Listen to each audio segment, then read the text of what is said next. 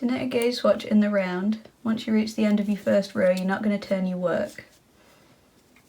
Instead, you're going to slide your work to the other end of your needles.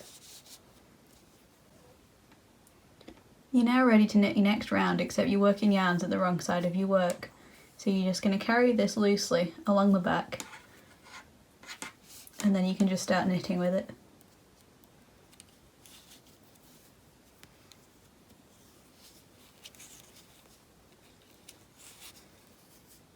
So you'll end up with this loop at the back of your work, but that's fine because we've reached the end of our row.